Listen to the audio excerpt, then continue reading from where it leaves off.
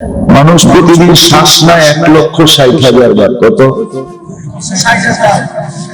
আমি 1 পয়সা বলবো না, 1 পয়সা করে বললে 1600 টাকা ডেলি বিল আসে শ্বাসের। 4 ভাগের 1 ভাগও যদি বলি তাহলে 400 টাকার পার ডে বিল আসে। আর পার ডে যদি 400 টাকা শুধু শ্বাসের উপরে বিল আসে, শ্বাস নেয় আর ছাড়ে। যারা দাঁড়ায় আছে আরও কিন্তু নিতেছে ছাড়তেছে, যারা বসে আছি তারাও নিতেছি ছাড়তেছি, ঠিক না? যদি অনুমতি হয় না কখন নিলাম কখন ছাড়লাম, কিন্তু এটার ভিতরে কিন্তু কন্ট্রোলার আছে, ফেরেশতা আছে একজন যে কন্ট্রোল করতেছে। এই জন্য হাদিসে আছে যখন ছাড়ে তো ফেরেশতা আল্লাহকে মেসেজ করে পাঠায়, আমি কি বন্ধ করে দিব? ছাড়ছে কিন্তু টানতে দিব না, বন্ধ করে দিব যাতে টানতে না পারে। আবার যখন টানে তখন ফেরেশতা আবার বলে আল্লাহ বন্ধ করে দিব যাতে ছাড়তে না পারে। নাকটা মাঝে মাঝে নিজেই চাইবা দেখেন না, শ্বাসটা একটু চাইবা দেখেন, 2-4 সেকেন্ড চাইবা রাখলে, নিজের হাতে নিজে চাইবা রাখলে কেমন লাগে ভিতরে। যদি মারা নাও গেল, যদি এরকম শ্বাসটা আটকায় রইল 2-10 মিনিট, তো কেমন লাগবে? কি মানে আমার বাংলা বোঝেন না, ঠিক না? কি বোঝেন? কেমন লাগবে? একটু নিজের শ্বাসটা নিজে বন্ধ করে দেখেন, মুখটাকে চাইপা ধরা, নাকটাকে চাইপা ধরা কেমন লাগে। এরকমই যদি মৃত্যু হইল না, শুধু এরকম 10 মিনিট আটকায় ফেরেশতা রাখা দিল, আল্লাহ বলল 10 মিনিট আটকায় রাখবে, 2 মিনিট ছাড়বি, আবার 10 মিনিট আটকায় রাখবে, আবার 2 মিনিট ছাড়বি, কেমন লাগবে? কাজকর্ম হবে? কি নড়াচড়া কাজকর্ম? যদি ওরা বলে যে তুমি বিল দিবে 1 পয়সার 4 ভাগের 1 ভাগ, তাইলে ডেলি 400 টাকা বিল আসবে। মাসে কত আসবে? 12,000 টাকা মাসে শুধু শ্বাসের বিল আসবে। শ্বাসে আল্লাহ যদি ফ্রি পেড সিস্টেম করে দেয়, ফ্রি পেডের যেরকম টাকা কথা বলতে বলতে টাকা শেষ, অটোমেটিক কেটে যায় না? কি আমার কথা বোঝেন না? অটো কেটে যায় না? আল্লাহ যদি বলে ফ্রি পেড সিস্টেম, বিল যদি না দাও তাহলে শ্বাস কিন্তু চলবে না, আটকায় থাকে। আবার বললে তারপরে শুরু হবে। আল্লাহ পারবেন না? পারবেন না। হাসার বিষয় না, কিন্তু বাবার বিষয়। বাবা 60-70 বছরের ব্যস্ততা। হ্যাঁ, কতজনই তো সকালবেলা বাহির হলো, বিকালে লাশ হয়ে আসলো। আবার কত বছরই তো মানুষ ভাবলো অ্যাম্বুলেন্সে যাইতেছে, মনে হয় ফিরে আসবে না, দেখা গেল 20 বছরের জন্য সুস্থ হয়ে আবার ফিরা বাড়িতে চলে আসলো, ঠিক না? কত যুবই তো হুন্ডার পিছে চড়া সবাইকে তাক লাগাইতে চাইল, চালানের ভঙ্গিতে অঙ্গিতে দ্রুত গতিতে, কিন্তু ওভারটেক করতে করতে দেখা গেছে মাওয়া রোডে দুনিয়া ওভারটেক করছে, আখেরাতে চলে গেছে, ঠিক না? দ্বিতীয় ফেরেশতা বলবে তোমাকে এখন বাবার সুযোগ নাই। 60-70 বছর চিন্তা তোমাকে এতটুকু বিভোর করছে যে তুমি চিরজীবনের চিন্তা তুমি ভুলে গেছো। দ্বিতীয় ফেরেশতা কানে ধ্বনি দিবে, তোমার ব্যস্ততা শেষ। যে ব্যস্ততা তোমাকে সব জিনিসকে ভুলে গেছে, সমস্ত বাস্তবকে ভুলে গেছে। আজকে আমরা যেগুলা দেখতেছি একটাও বাস্তব না, কোনটাই বাস্তব না। ভালোবাসাও বাস্তব না, সম্পর্ক বাস্তব না। দেখতেছি সম্পর্ক, দেখতেছি ভালোবাসা, এটা কিন্তু বাস্তব না। এই জন্য আল্লাহ বুঝাইছেন এটা বাস্তব না। তৃতীয় ফেরেশতা বলবে তোমার ব্যস্ততা শেষ, বাকিয়াল ওয়াবাল, সব কাটি তোমার সামনে। একা মোকাবেলা করতে হবে, কেউ তোমার সঙ্গ দিবে না, কেউ তোমার সাথ দিবে না, কেউ তোমাকে অবয় দিবে না, কেউ তোমাকে সান্ত্বনা দিবে না, কাউকে পাবে না। মাটি দিতে দেরি, ভাইগা আসতে দেরি করবে না, সবাই ভাইগা চলে আসবে, তোমাকে রেখা আসবে একা একই। কি ঘটতেছে কেউ খবর নিবে না। এমনও সন্তান পাওয়া যায় বৎসরের পরে বৎসর পার হয়ে যায়, কিন্তু বাপের জন্য কোনদিন একটা দোয়ার শব্দ মুখ দিয়ে বাহির করে না, এরকম সন্তান আছে। দ্বিতীয় ফেরেশতা বলবে সব জাতি তোমার সামনে, মৃত্যু তো মাত্র হলো, গাটি এখনো সামনে রয়ে গেছে। তৃতীয় ফেরেশতা বলবে যাহাবাতিল আমওয়াল, তোমার সব সম্পদ হাতছাড়া, সব অর্জন হাতছাড়া, যা অর্জন করছো তুমি সব হাতের থেকে ছুটে গেছে, সব তোমার হাতের থেকে ছুটে গেছে, আমল তোমার সাথে আছে। এই জন্য লম্বা না করে আল্লাহকে, মানুষকে আল্লাহ সতর্ক করতে চেয়েছেন, বিশেষ করে মুসলমানদেরকে সতর্ক করতে চেয়েছেন। ইয়া আইয়ুহাল্লাযীনা আমানু, মুসলমানদেরকে ঈমানওয়ালাকে আল্লাহ সতর্ক করতে চেয়েছেন যে তুমি মাথার ভিতরে একটা চিন্তাকে সদা সর্বদা জাগা দাও। যেমন দুনিয়ার প্রয়োজনের চিন্তাগুলো সদা সর্বদা তুমি মাথার ভিতরে জাগা দিয়ে রাখো, সবসময় তুমি ভাবতে থাকো, তোমার মাথার ভিতরে আরেকটা চিন্তাকেও জাগা দাও।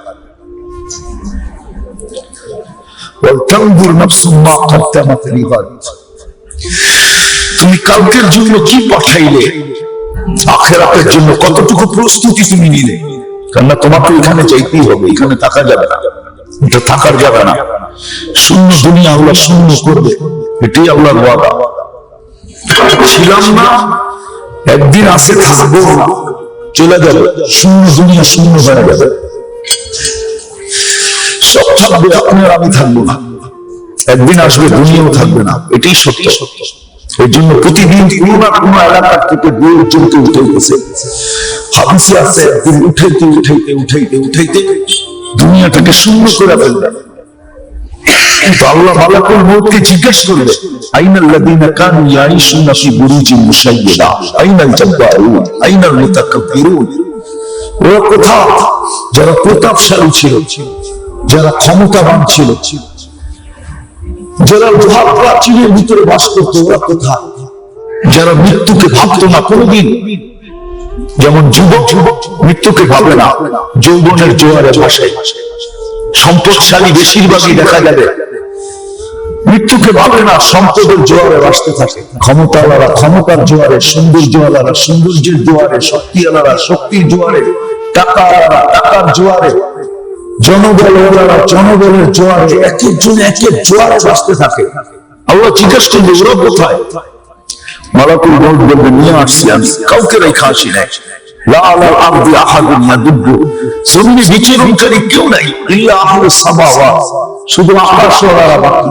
আল্লাহ বলবে চাঁদের আকাশে, আকাশ পরিষ্কার করবে, সব আকাশকে পরিষ্কার করবে, কেউ থাকবে না। এখন আকাশে আছে ফেরেশতা বিদ্যমান, আল্লাহর ইবাদতে বন্ধ রত, সবাইকে উঠায় নিবে। তারপরে মালাকুল মউত বলবে জমিনও নাই আকাশও নাই, শুধু আপনার আরশের নিচে যারা আছে তারা আছে। আল্লাহ যখন আমার আরশের নিচে জানু দেবে, ওইখানেও জানু দিবে। মালাকুল মউতকে আল্লাহ জিজ্ঞাসা করবে জানা সত্ত্বেও এইবার কে? বলবে না আলাল আরদি ওয়ালা আলাস সামাওয়াতি ওয়ালা তাহতা আরশি, জমিনও নাই আকাশও নাই, আপনার আরশের নিচেও নাই, শুধু 12 জন বাকি, আর আপনি চিরঞ্জীব। আল্লাহ বলবে 12 জনের নাম বলো।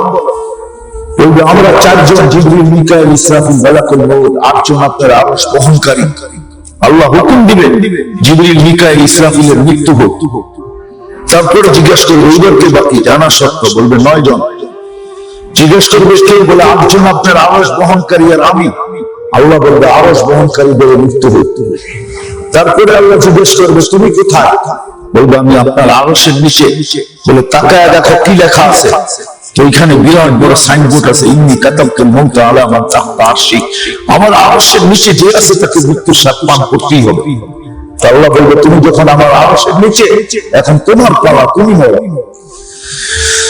তোমার উপরে মৃত্যুর যাতনা ঢালবে, আমি চিৎকার দিব। আজকে হয়তো বুঝে আসতেছে না, হ্যাঁ এক একজনে এক এক জোয়ার বোঝে না, ভাবতে পারতেছে না। 24 ঘন্টা দুনিয়ার ভাবনা মাথার ভিতরে এসে ভাবতে টুকুরা, কিন্তু চলে যেতে হবে, এটা সত্য। এই জন্য একটা মানুষকে সতর্ক করছেন, চিৎকার দিচ্ছেন, স্লোগান দিচ্ছেন, আহ্বান করছেন, মুস্তাকুল্লাহ, তানজুর নাফসুম মা কদ্দামাত লিগাদ, তানজুর নাফসুম মা কদ্দামাত লিগাদ। কালকের জন্য তুমি কি সঞ্চয় করলা এটা ভাবো। কবরে তুমি একা থাকবে, কিয়ামতের মাঠে তুমি একা, কাউকে কার পাশে পাবে, তোমার পাশে পাবে না।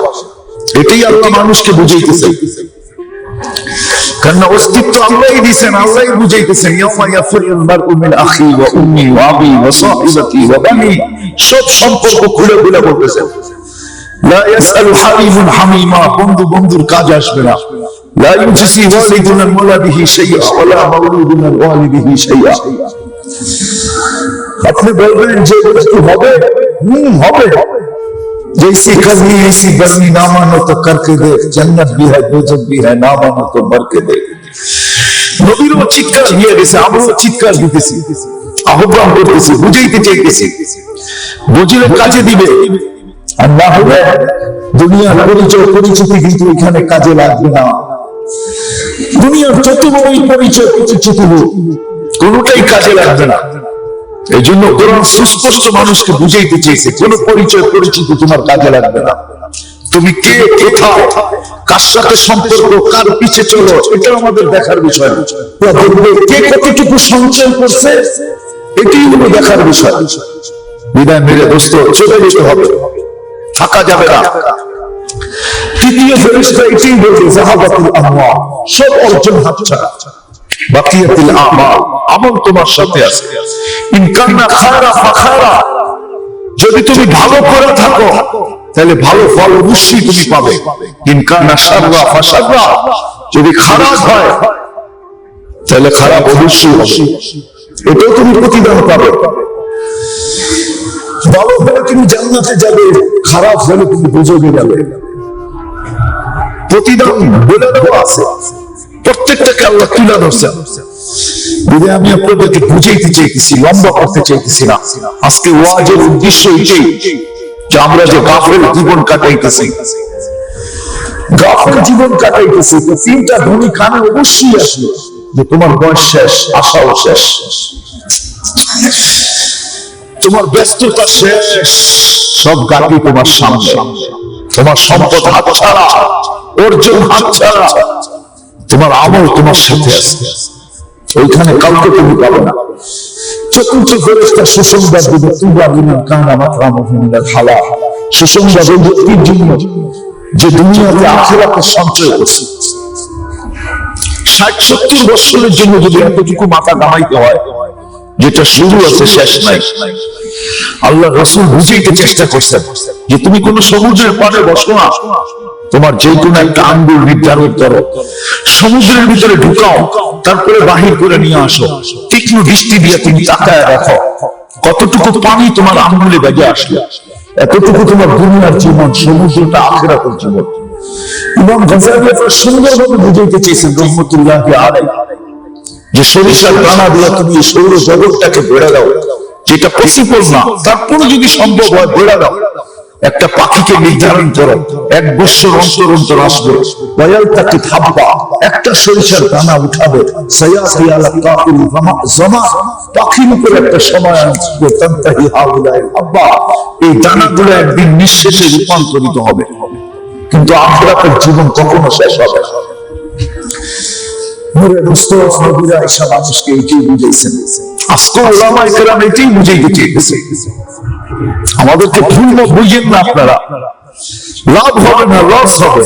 ভুল বুঝতে পারেন কিন্তু আপনার লাভ হবে না। ভুল যদি বুঝেন তাহলে আপনার লাভ হবে না, লস হবে। কেন বাস্তব একদিন খুলে যাবে। কোরআনের ভিতরে একটা সূরা আছে আল হাক্কা, যেটার অর্থ হলো বাস্তব। আল্লাহ একদিন বাস্তবকে তুলে ধরবে, সবার সামনে তুলে ধরবে। ঢাকা যুব এখানে কিচ্ছু যাবে না, ওইখানে কিচ্ছু চলবে না, সব প্রকাশ করবে আল্লাহ ওইখানে। হ্যাঁ, এমন না ওইখানে কিছু চলবে, এমন না, আল্লাহ সব প্রকাশ করে দিবে। বাস্তব ওইখানে সামনে চলে আসবে। আর হাক্কা তোমার হাক্কা, ওমা আদরাকা মাল হাক্কা, বাস্তব জানো কি? যেটা তুমি ভাবতেছো এটা বাস্তব না, বাস্তব তো কিয়ামতের মাঠে দেখা যাবে। এখানে তো চলে, সবই চলে। ছোট্ট স্বাধীনতা দিছে, আজানের আওয়াজ শুনে মুখ ফিরে চলে যাওয়া যায়। আল্লাহ কিচ্ছু বলেন না, অথচ আল্লাহ শ্বাস ব্যবহার করতেছে 24 ঘন্টায় 1,60,000 পা। আপনি ডাক্তারকে জিজ্ঞাসা করেন, বিজ্ঞানকে জিজ্ঞাসা করেন, আপনার আমি পার ডে কত টন অক্সিজেন ব্যবহার করি, কত টন, কেজি না, মন না, টন। দুনিয়া ৬৬,০০০ মাইল গতিতে চলতেছে, দৌড়াইতেছে, ১,০০০ মাইল গতিতে ঘুরতেছে। আপনাকে আমাকে স্থির রাখছে কে? সবার উপরে ২৮০ মন অক্সিজেনের চাপ দিয়ে আল্লাহ আমাদেরকে স্থির রাখছেন। ২৮০ মন অক্সিজেন।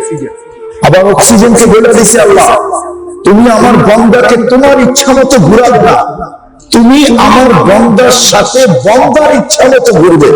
বান্দা দৌড়াবে তো তুমি দৌড়াবে, বান্দা হাঁটবে তো তুমি হাঁটবে, বান্দা বসে থাকবে তো তুমি বসে থাকবে। কয় টন অক্সিজেন যিনি ব্যবহার করে, কয় টন। এক চোখে ১৩ কোটি ক্যামেরা, ২৬ কোটি দুই চোখে ক্যামেরা। সারা দিন দেখে, সারা জীবন দেখে ওই ক্যামেরা ফুল করতে পারবেন না আপনি, সারা দুনিয়া দেখেও ফুল করতে পারবেন না। ২৬ কোটি ক্যামেরা চোখে বসা। এই জন্য আল্লাহ মানুষকে বুঝিয়ে দিয়েছে যে তুমি ভাবো, দুনিয়া ভাবো, কোনো চিন্তা নাই, কিন্তু একটা ভাবনা দিলের ভিতরে ঢুকাও, ব্রেনের ভিতরে ঢুকাও, নাইলে আজান শুনে চলে যাবে। ইম্পসিবল ব্যাপার। আল্লাহ মানুষকে বসে, শোনো, তোমাকে স্বাধীনতা দিছি বিদায় তুমি আজানের শব্দ শুনে চলে যেতে পারো। রমজান আসি, রোজা রাখবে না, মাল হয়েছে তুমি হজ করবে না, মাল হয়েছে তুমি যাকাত দিবে না, তুমি আমার নতুন নবীর তরিকা মতো চলবে না, এটা ইম্পসিবল, হতে পারে না। আমি তোমাকে বাধ্য করতে পারি। যদি বিশ্বাস না হয়, আল্লাহ কিছু দৃষ্টান্ত আমাদের সামনে তুলে ধরেছেন। আকাশ দেখো, উচ্চতা দেখো, তোমাদের দুনিয়ার কোন মেশিন, কোন দূরবীন কোথাও খোঁজার খুঁটি বাহির করতে পারবে না।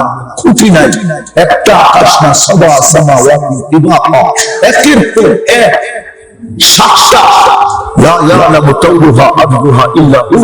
লম্বা পাশ দুনিয়ার কেউ আজ পর্যন্ত বাহির করতে পারবে না, তোমরাও বাহির করতে পারবে না। কতটুকু লম্বা, কতটুকু পাশ, খুঁটি ছাড়া যদি বাধ্য করতে পারি, তাহলে তোমার মতো একটা ৩.৫ মানুষকে বাধ্য করা কোনো ব্যাপার না। ব্যাপার?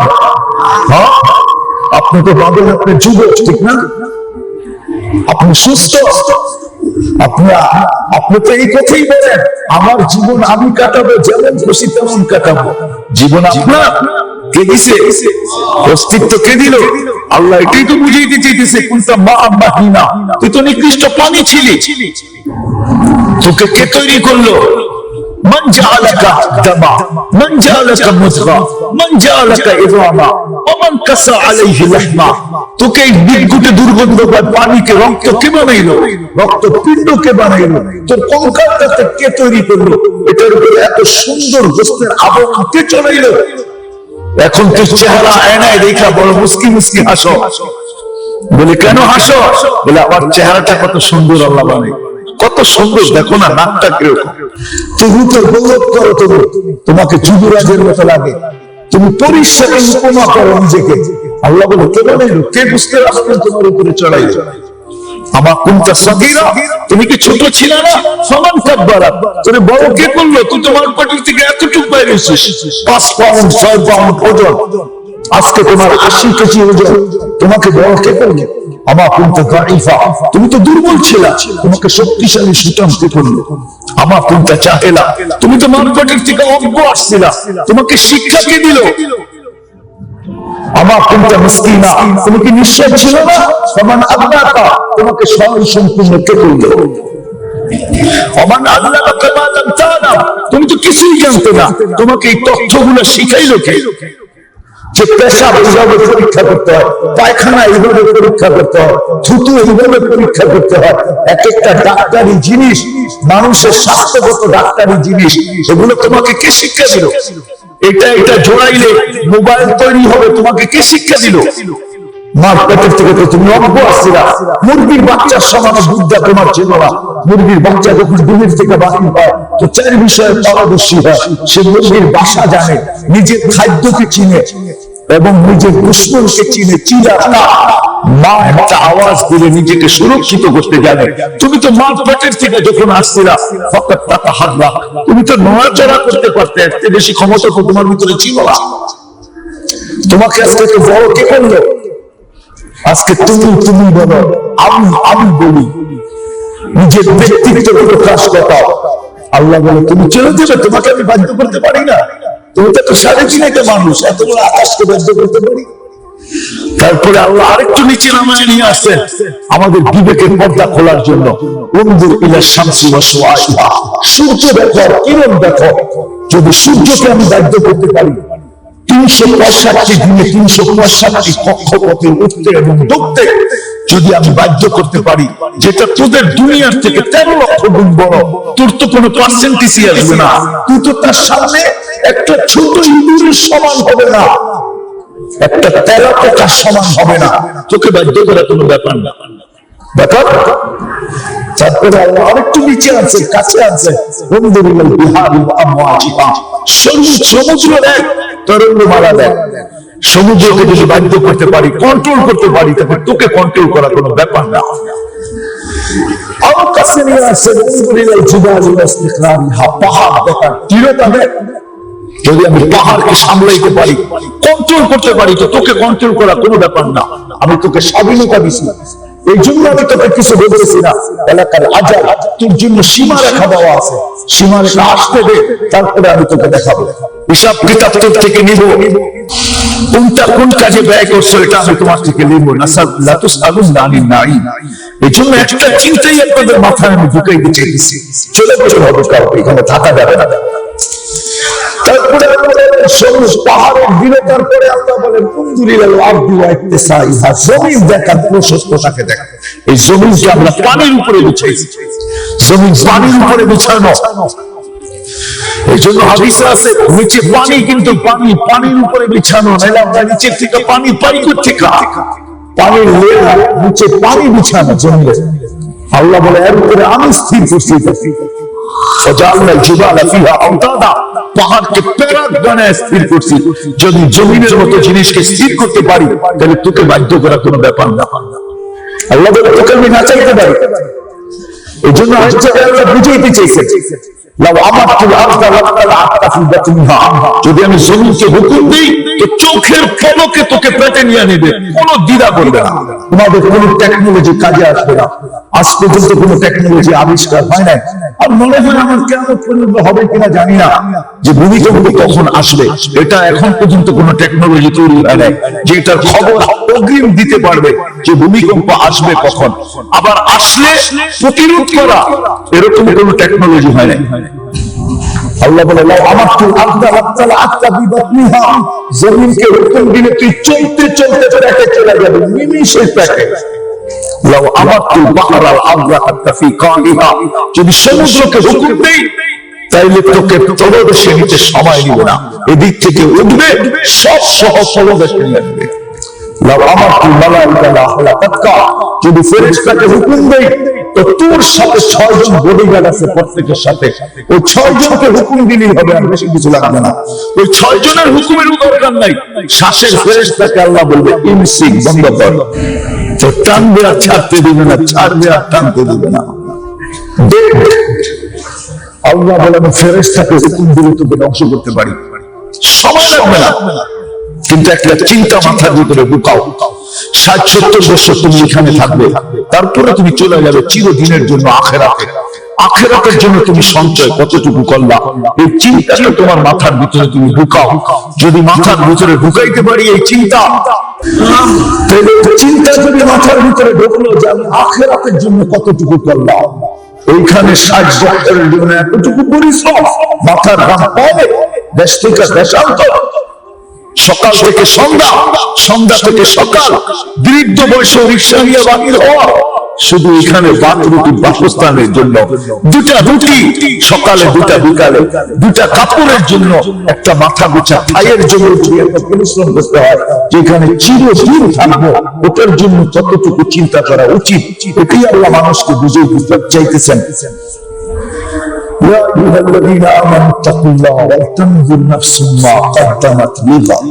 তুমি কালকের জন্য কতটুকু সঞ্চয় করলে, এই চিন্তা মাথার ভিতরে ঢুকাও। যদি ঢুকাইতে পারো তাহলে তোর চিন্তা তোমাকে সঠিক রাস্তার উপরে উঠাবে, সঠিক রাস্তার চিন্তা তোমাকে উঠাবে, সঠিক রাস্তা। যেরকম ইব্রাহিম ইবনে আদহাম রাহমাতুল্লাহ আলাইহিকে সঠিক চিন্তার বলকের বাদশাকে ছাড়াই, বাদশাহী ছাড়াই নিয়ে আসে। রাত্রে ঘরের ভিতরে বসা, ছাদের উপরে কাজ চলার আওয়াজ জানি, তো প্রহরীকে বলছে যাতে দেখ আমার ছাদে কে, তো যা দেখতেছে একজন ছাদে ঘুরতেছে, তো দৌড়া নিয়ে আসছে, জিজ্ঞেস করছে ছাদে কেন, উঠ হারায় গেছে, উঠ হারাইছে আমার ছাদে, উচ্চ জঙ্গলে খুঁজবে, মরুভূমিতে খুঁজবে, আমার ছাদে কেন? তো উনি মুস্কি হাসি দিয়া বলতেছে ছাদে যদি উঠ না পাওয়া যায় তো রাজপ্রাসাদে বসে কি আল্লাহ পাওয়া যায়? এতটুকুই কথা, বুদ্ধিমানের জন্য ইশারা সদস্য, এতটুকু কথা, আর বেশি কিছু না। বলছে হারানো উট যদি ছাদে না পাওয়া যায়, এই আরাম আয়েশের ছাদের জীবন, রাজপ্রাসাদের জীবন কি আল্লাহ পাওয়া যায়? বিমুখ হয়ে আল্লাহ ছেড়া চলে গেছে। দীর্ঘদিন পরে আসছে একবার, আবার নিজের দেশে, তো মানুষ চতুর্দিক থেকে ঘিরে গেছে যে ইব্রাহিম ছেড়া চলে বাদশাহী, মানুষ পাওয়ার জন্য কত পাগল, আর তুমি পায়েও ছেড়া দিলা, আমাদেরকে কিছু উপদেশ করো। বসে যার মাথায় তিন চিন্তা, চার চিন্তা, যার মাথায় চার চিন্তা, যার দিলে চারটা আগুন, সে কি করে তোমাদেরকে উপদেশ দিবে? বসে এটার জন্য তো আমি মাতা, কখনো রাত্র কাটাই জঙ্গলে, দিন কাটাই মরুতে, কখনো রাত্র কাটাই মরুতে, দিন কাটাই মরুতে, রাত্র কাটাই জঙ্গলে, আমি তোমাদেরকে কি উপদেশ দিব? বলছে যা তোমার ভিতরে আগুন, এটাই বলে দাও। বলে প্রথম আগুন আমার দিলের ভিতরে, জন্ম সেদিন আমার হলো, মার পেটে যখন আসলাম 4 মাস অতিবাহিত হলো, রূহ আমার ভিতরে যেদিন আল্লাহ নিক্ষেপ করলেন, ওই দিন একজন ফেরেশতা দুটা জিনিসকে লিপিত, হাজারো জিনিস লিপিবদ্ধের সাথে সাথে দুটা জিনিসকে লিপিবদ্ধ করছেন, যে এটি সৌভাগ্যবান হবে না দুর্ভাগ্যবান হবে, সফলতা অর্জন করবে না অসফলতা অর্জন করবে। আমি জানি না কি লেখা হয়েছে, এই জন্য আমি চিন্তিত যে আমাকে কি সৌভাগ্যবান লেখা হলো না হতভাগা লেখা হলো, এই চিন্তা আমি নিব।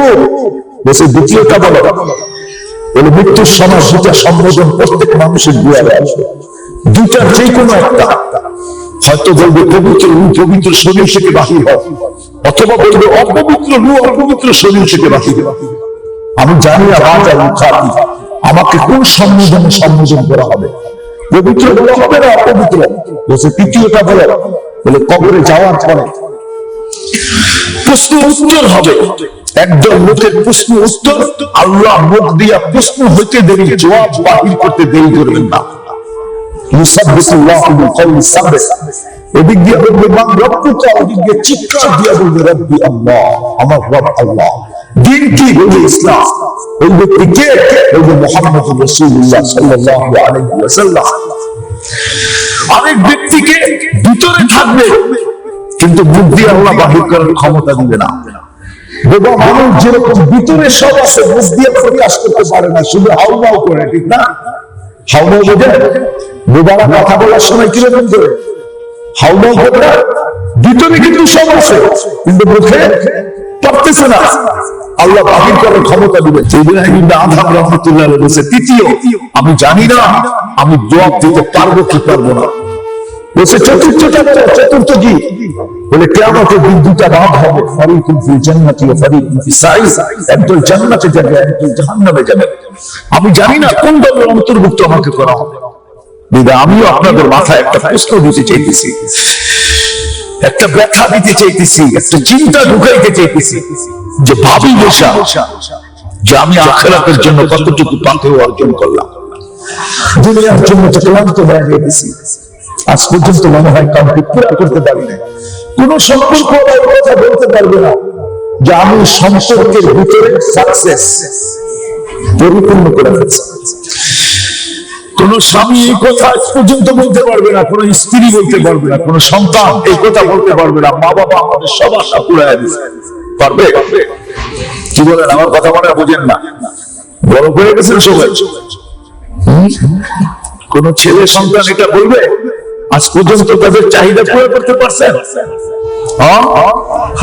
না না না, 60-70 বছর এখানে পুরা করা যাবে না। এই জন্য চিন্তা মাথার ভিতরে ঢুকান, কালকের জন্য কতটুকু করলেন। এটার জন্যই নবীদের দুনিয়াতে আসা। নবীরা এটাই মানুষকে বুঝায়। নবীদের উপরে আজকে হাত দিয়ে ওলামায়ে কেরাম আপনাদের পিছে পড়ছে কেন, এটা একটা বুঝার বিষয় আছে। ওলামায়ে কেরামের কোনো প্রয়োজন ছিল না আপনাদের পিছে পড়া। এই রাত্রে 12টা পর্যন্ত ওয়াজ করানো, মাদ্রাসা খোলা, আপনাদেরকে শুনানো, জুমার 2 ঘন্টা 2 ঘন্টা আপনাদের পিছে ব্যয় করা কোনো প্রয়োজন ছিল না। দায়িত্ব কাঁধে আসছে বিদায়, কেননা কিয়ামত পর্যন্ত নবী আসবে না। কোরআনের এক আয়াতে বুঝা যায়। আল্লাহ কোরআনের ভিতরে বুঝিয়েছেন, আলিফ লাম রা কিতাবুন আনজালনা ইলাইকা লিতুখরিজান নাসা মিনাজ যুলুমাতি ওয়ান নূর ইলান নূর। বলতেছে নবীজি, আপনাকে কিয়ামত পর্যন্ত মানুষের জন্য আমরা প্রেরণ করছি, অন্ধকার থেকে আলোর দিকে আনবেন। আমি যদি আল্লাহকে প্রশ্ন করি, আল্লাহ বয়স 65 বছর, কিয়ামত পর্যন্ত হলে কোথেকে? আল্লাহ রাসূল তো চাই নাই, তবুকের পরে সফর করেন নাই। মেরাজে গেছেন সত্য, কিন্তু জমিনের সফর তবুকের পরে করেন নাই। গজওয়াতুত তাবুক, সৌদি আরবে একটা এরিয়া আছে তবুক, বর্তমানে জানেন না তো পুরো দুনিয়াতে গেলেন না। এই জন্য উলামায়ে কেরামকে আল্লাহ নির্বাচিত করছেন। আওরাসনাল কিতাব আল্লাযীনা ইসতাফাইনা মিন ইবাদিনা, বলছে আপনি জানেন তো কি আছে যায়, আপনার উত্তরসূরি আমরা তৈরি করতেছি, আমরা নির্বাচিত করতেছি উলামায়ে কেরামকে। উলামাদেরকে নির্বাচিত করা হয়েছে। আওরাসনাল কিতাব আল্লাযীনা ইসতাফাইনা মিন ইবাদিনা, আকাশ থেকে আল্লাহ নির্বাচিত করছেন, এরা জমিনে নির্বাচিত, এদের কাঁধে দায়িত্ব দেওয়া হয়েছে। শাহিদ আল্লাহু আন্নাহু লা ইলাহা ইল্লা হু ওয়াল মালায়েকা ওয়া উলুল ইলমি কাইমান বিল কিসত ফালাম্মা নাফারা মিন কুল্লি ফিরকাতিন তাইফাতুন লিয়াতাফাক্কাহু ফিদ-দীন ওয়া লিয়ুনদিরু কওমাহুম ইযা রাজাউ ইলাইহিম লাআল্লাহুম ইয়াহযারুন। আল্লাহ দায়িত্ব দিয়েছেন বিদায় উলামায়ে কেরাম হাত দিয়ে আপনাদের পিছে পড়ে আছে। মাত্র 12টা 1টা 2টা সারা রাত এরকম মজলিস কায়েম করে আপনাদেরকে শুনাইতে চায়, মাদ্রাসা কায়েম করে আপনাদের ছেলেদেরকে সুরক্ষিত করতে চায়। নাইলে আমি আপনাকে বলি একটা কথাই শেষ এখানে, যতক্ষণ পর্যন্ত প্রাপ্তবয়স্ক না হয় ততক্ষণ ওই সন্তানের কোনো আমলনামা থাকে না। এই জন্য আল্লাহ রাসূল শিখাইছে, প্রাপ্তবয়স্ক যখন না হয় তো তুমি এই সময়টা ছেলেটার কোথায় সুরক্ষিত করবে। এই জন্য আলেমরা বলে বক্তব্য দাও, বক্তব্য দিলে সে যতটুকু পড়বে, শিখবে, করবে, সব কবুল মা বাবার আমলনামায় ট্রান্সফার হতে থাকবে। 2টা ছেলে 2টা ছালে হয় নাই, ছোট ছোট চাকরি নিল, এগুলা দেখবেন না? হ্যাঁ, এই যে হাফেজ হইতে আপনি জানেন না এক একটা আয়াতকে তার কত শতবার পুরা মুখস্থ করতে হয়েছে।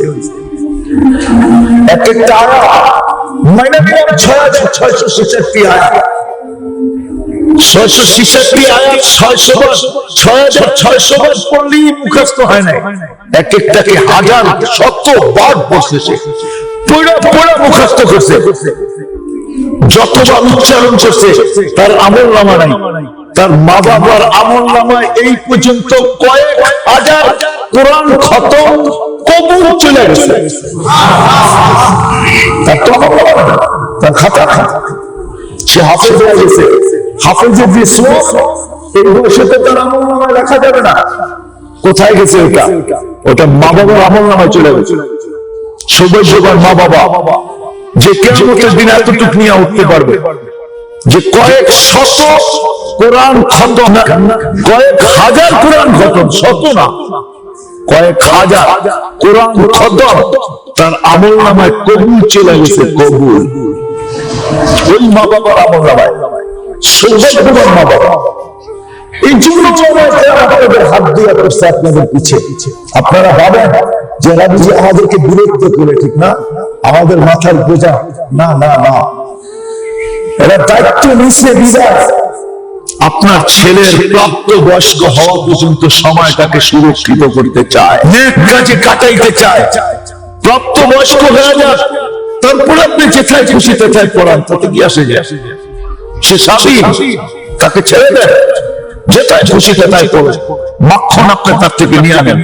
এই জন্য আমি মাঝে মাঝে বলি, যার 4টা সন্তান দিল আল্লাহ, কিন্তু 56 বছর সে সুরক্ষিত করতে পারলো না। আল্লাহ যদি কিয়ামতের দিন তাকে বলে যে 14-56 ইচ্ছা করলে তুমি তোমার আমল নামায় কবুল নিতে পারতে, তুমি কোথায় এটাকে ব্যয় করছো বলো?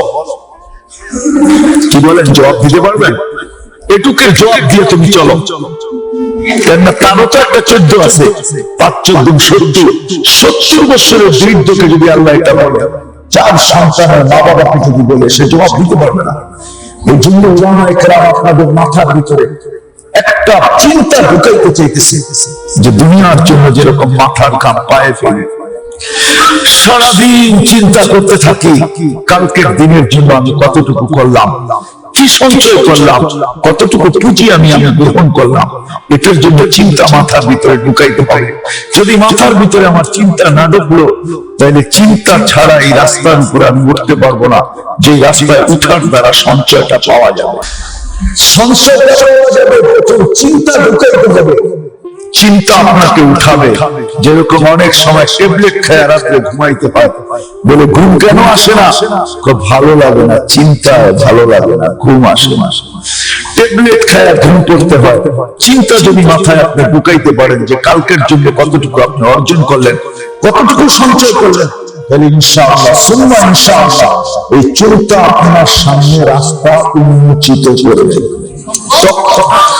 তখন আপনি রাস্তা খুঁজে পাবেন যে আপনাকে কোথায় যাওয়া উচিত, কি করা উচিত, কার কাছে যাওয়া উচিত, কোন রাস্তায় চলা উচিত, কেমনে চলা উচিত।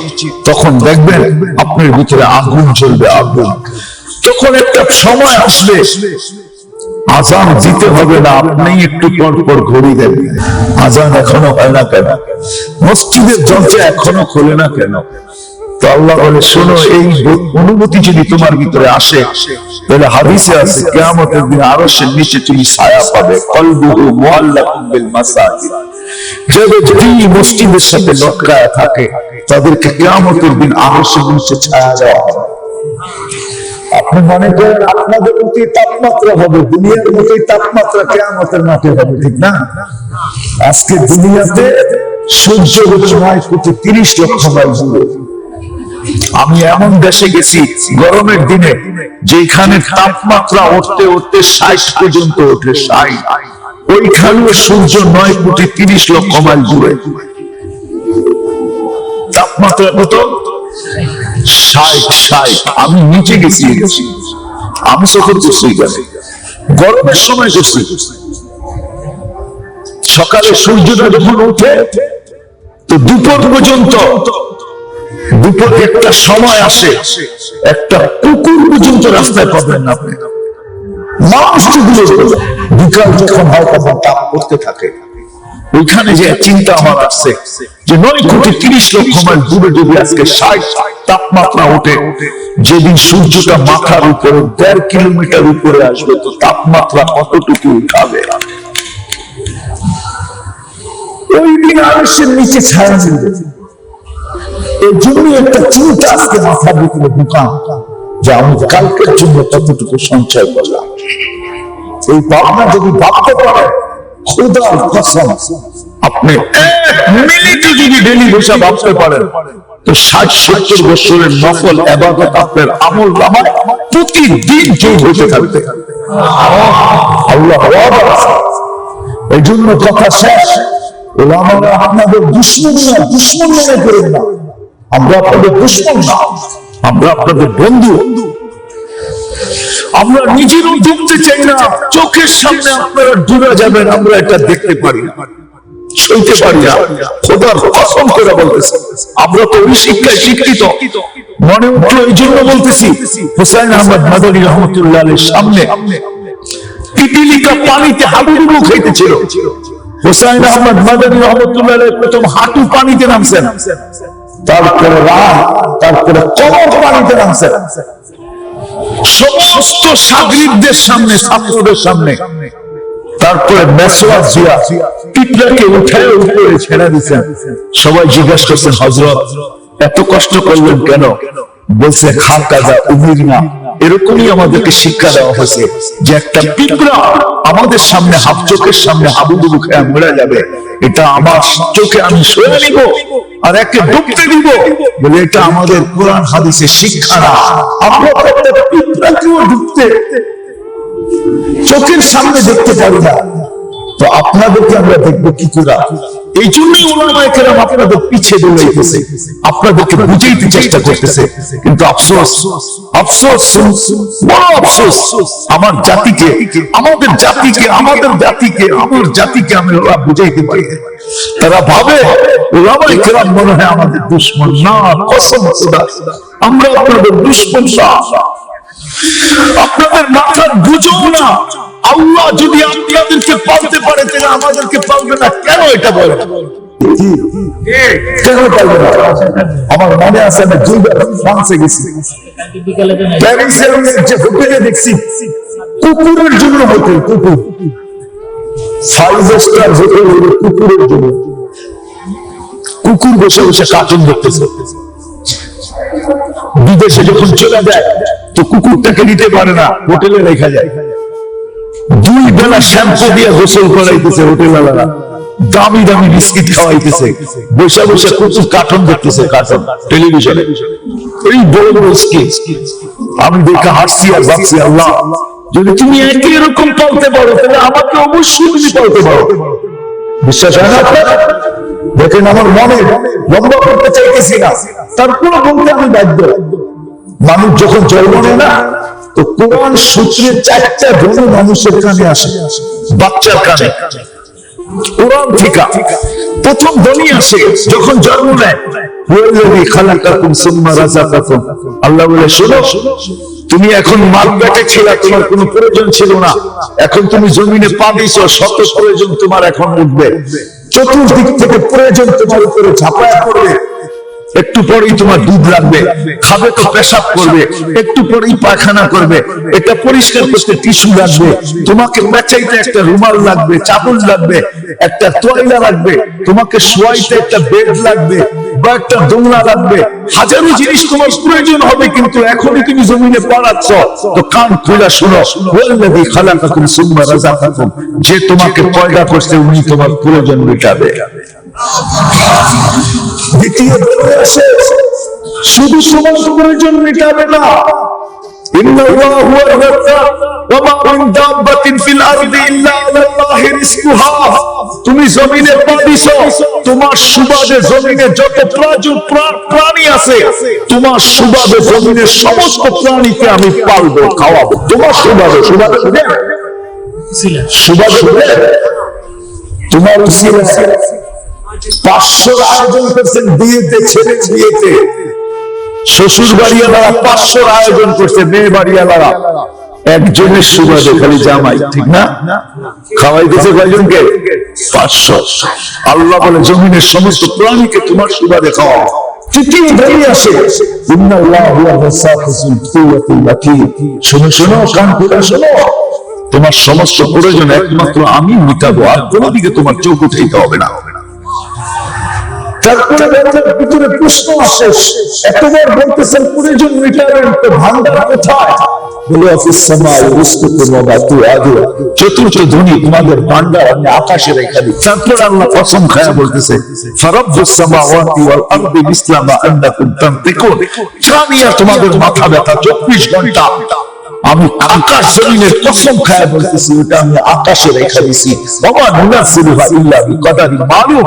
যখন প্রয়োজন হবে তখন দৌড়ে তোমার দুয়ারে চলে যাবে। যদি আল্লাহ এই ধ্বনি আমাদের কানেও দিয়া থাকে, তাহলে আমরা আপনাদের মাথার বোঝা না, আমাদেরকে আল্লাহ পালার ওয়াদা করছেন, পালবেন, এটা আল্লাহর ওয়াদা। বিদায় উলামায়ে কেরাম যে আজকে আপনাদের হাত দিয়া করছে, কেউ মক্তব বানায় বসে আছে, কেউ হুজুরখানা বানায় বসে আছে, কেউ মাদ্রাসা বানায় বসে আছে, কেউ ওয়াজ নসিহত করতেছে। উলামায়ে কেরাম 24 ঘন্টা সদা সর্বদা আপনাদেরকে উপদেশ দিতেছে। অনেকে ভাবতেছে উলামাদের আবার এগুলা কি কাম? কেন এত কিছু করবে, কেন এত বাড়াবাড়ি করবে? না, আসলে আমরা বাড়াবাড়ি করতে চাইতেছি না, আমরা তো আপনার হাতে পায়ে ধরতে চাইতেছি যে আপনার মাথার ভিতরে একটা চিন্তা ঢুকা, কালকে আপনার কি হবে, কালকের জন্য কতটুকু সঞ্চয় করলেন যেই দিন কোনো কিছু কাজে আসবে না, কেউ কাউকে পার করে নিতে পারবে না, কেউ কাউকে কিনারা লাগাইতে পারবে না, কেউ কাউকে সহযোগিতা করতে পারবে না, যেটা আল্লাহ খুলে বলে দিয়েছেন। এই জন্য সবার কাছে দরখাস্ত, মাথার ভিতরে এই প্রশ্নটাকে ঢুকান, এই চিন্তাটাকে ঢুকান যে আপনি কালকের জন্য যতটুকু করলেন, আর ডেইলি একটু ভাবেন। এই ভাবনাই আপনাকে সঠিক জায়গায় নিয়ে পৌঁছাবে ইনশাআল্লাহ। যদি ভাবনা হয় তখনই আপনি খুঁজে পাবেন করবেন। আমি এই কথা বলবো না যে আপনি শুধু এই দিকেই যান, না, এটা আমি বলবো না যে আপনি একদিকেই দৌড়ান, না, হাজারো রাস্তা আছে বাংলাদেশের ভিতরে। আলহামদুলিল্লাহ, আমি তো বলে একটু আগে বলে আসছেন যে বাংলাদেশের সৌভাগ্য, দুনিয়ার কোন অদ্বিতীয় দেশ নাই যা আমি যতটুকু দুনিয়া দেখছি, এত বড় সৌভাগ্যবান দেশ কোথাও নাই যেখানে ঘরের নাগালে কেউ যদি চায় তো হক্কানি পীর পাবে, কেউ যদি চায় তো হক্কানি আলেম পাবে, হক্কানি মুর্শিদ পাবে, হক্কানি পথ প্রদর্শক পাবে। এত বড় সৌভাগ্য দুনিয়ার আর কোন দেশের নেই। বাংলাদেশে যত পীর হক্কানি আছে, আল্লাহ আছে, যত হক্কানি ওলামা আছে, দুনিয়ার কোন দেশে নেই। চ্যালেঞ্জ।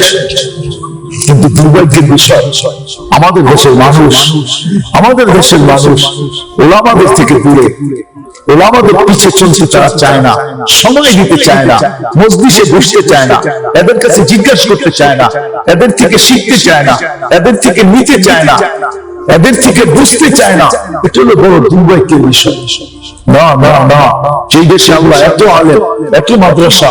এই জন্য তো আমি বলি বাংলাদেশ নড়ে চড়ে কিন্তু করবে না ইনশাআল্লাহ। আমার বিশ্বাস, নড়বে চড়বে কিন্তু করবে না। আজ পর্যন্ত বাংলাদেশের অস্তিত্বে শুরু দিন থেকে আজ পর্যন্ত ভূমিকম্প বহুবার আসছে, শতবার হয়ে যাবে ভূমিকম্প আসছে বাংলাদেশে, কিন্তু কোন বিপর্যয় বাংলাদেশে আজ পর্যন্ত ঘটে নাই। আলহামদুলিল্লাহ, ঘটবেও না বলে আশা করি। কেন জানেন? এই যে আপনাদের মাদ্রাসা, এই যে নুমানিয়া মাদ্রাসা, নুমানিয়া ওহাবুল উলুম মাদ্রাসা, রাত্র 4টার সময় হেফজখানার পোলাপান গুলা উঠে, শুরু হয়, আজকে শুরু হবে ফজরের ওয়াক্ত 5:23, 4টার সময় উঠানি শুরু করবে উস্তাদ, 4:30টার ভিতরে সবকে বসায় দেবে, তাই তো? হ্যাঁ, এখনো পর্যন্ত সুবে সাদেক হয় না। 4:30, 1 ঘন্টা এখনো হাতে আছে। এই ছোট ছোট বাচ্চাগুলা, এরকম 10,000-এর প্রায় 10,000 হেফজখানা আছে বাংলাদেশে, যারা 4টার সময় উঠা আল্লাহর সাথে কালামে কথা বলে, আল্লাহর কালাম দিয়া কথা বলে। ছোট্ট একটা দেশ,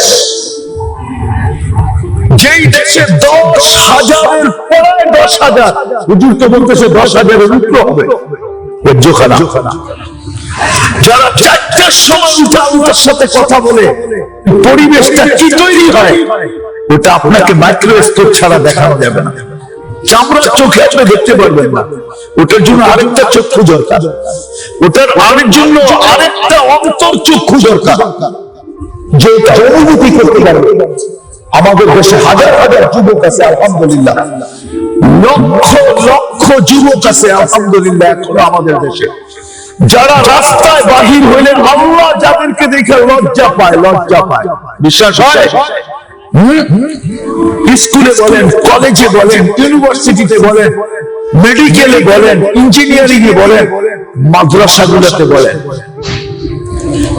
চলেন ওরা তো একটা পর্বের পরে যে পরিবর্তন হয়েছে, কিন্তু মাদ্রাসাগুলোতে ছোট্ট ছোট্ট দাড়ি উঠতেছে মাত্র, যে দাড়ির ভিতরে কোনোদিন খুঁজ দেয় না। একটা ছেলে মেট্রিক পাশের পরে চিল্লা দিয়ে পরিবর্তন হয়েছে, কিন্তু এই টাইমে তো সে কম কিছু করে নাই, ঠিক না? বুঝেন না মনে আমার কথা? যখন এইটা ছিল, যখন লাইনে ছিল, যখন ট্রেনে ছিল, তো রাস্তাঘাটে সিটিতে কম বাজায় না সে। কলেজে স্কুলে তো সে কম কিছু করে নেয়, কিন্তু একটা মাদ্রাসার ছেলে মক্তব থেকে হেফজখানার থেকে কিতাবখানার থেকে যখন দাওয়া পর্যন্ত উঠে, সে তো কোনোদিন এই রাস্তায় কোনোদিন কিছু করে নেয়। চিন্তা করে, এরকম লক্ষ যুবক আমাদের দেশে পাওয়া যাবে যাদেরকে আল্লাহ বলেন ওই যুবককে দেখে আমি লজ্জা পাই। এই জন্য মনে চলে আপনাদের কাছে দরখাস্ত, আপনারা ওলামাদেরকে ভুল বুঝেন না। মাথার ভিতরে একটা চিন্তা ঢুকান যে কালকের যুগে আমি কি করলাম, তারপরে চিন্তা আপনাকে সঠিক জায়গায় নিয়ে পৌঁছে দিবে ইনশাআল্লাহ। আসেন শিখেন কিভাবে আমার আখিরাতের সঞ্চয় বাড়বে। আখিরাতের সঞ্চয় কিভাবে বাড়বে? আমি তো মাঝে মাঝে বলি এই উম্মতের জাহান্নামে যাওয়ার কোনো রাস্তা নেই। যদি তারপরেও যায় ওর মতো হতভাগা কেউ নেই। কেন? ফজর করে জোহর করলে মধ্যবর্তী গুনাহ মাফ, জোহর করে আসর করলে মধ্যবর্তী গুনাহ মাফ, আসর করে মাগরিব করলে মধ্যবর্তী গুনাহ মাফ, মাগরিব করে এশা করলে মধ্যবর্তী গুনাহ মাফ, এশা করে আবার ফজর বা জামাত করলে সারা রাত ঘুমাইছে গুনাহ করে নেয়, যদিও করে তার পুরো মাফ, যতটুকু ঘুমাইছে অতটুকু ইবাদত লেখা হয়ে গেছে। তো ও জাহান্নামে যাবে কিভাবে? জুমা পড়ছে পুরো সপ্তাহটা মাফ, রমজান থেকে আরেক রমজানে যে ঢুকছে পুরো বছরেরটা মাফ। বুঝেন না আমাকে? আসেন শিখি। এই জন্যই মাদ্রাসাগুলা, এই জন্যই উলামায়ে কেরাম আপনাদেরকে বিরক্ত করে, এই জন্যই তারা বারবার আপনাকে আমাকে বুঝাইতে চায়। কি বুঝাইতে কি পারলাম? এই জন্য সর্বশেষ একটা কথা, এই সমস্ত মাদ্রাসাগুলোকে ঘৃণা করেন না, সঞ্চয় রাখেন। কোন এক সাহাবী বলছিলেন, শুনে এক সাহাবী বলছিলেন, সাহাবী ডোজ দিছে, ডোজ বড় সুন্দর একটা ওষুধ দিছে, সুন্দর একটা ওষুধ বলছে, তুমি বালা মুসিবতকে ভয় পাও? কি ভয় পান? বালা মুসিবতকে ভয় পান? হ্যাঁ, আচ্ছা কে ভয় পান না? হাত উঠান তো দেখি। আমি বালা মুসিবতকে ভয় পাই না। ভয় পান না এরকম লোক পান কে? হাত উঠান তো দেখি। হ্যাঁ, সাহাবী বলতেছে, তুমি যদি বালা মুসিবতকে ভয় পাও তাহলে সকালে ঘুম থেকে উঠো, তোমার সামর্থ্য অনুযায়ী যতটুকুই পাও, তোমার সামর্থ্য অনুযায়ী তুমি 2 টাকা পাও, 2 টাকা লো, 2 টাকাই তুমি সকালে সদকা হিসাবে তুমি দিয়া দাও, দিয়া বাহির হও, তাইলে সারা দিনের বালা মুসিবতের তুমি নিষ্কৃতি পাওয়া যাবে।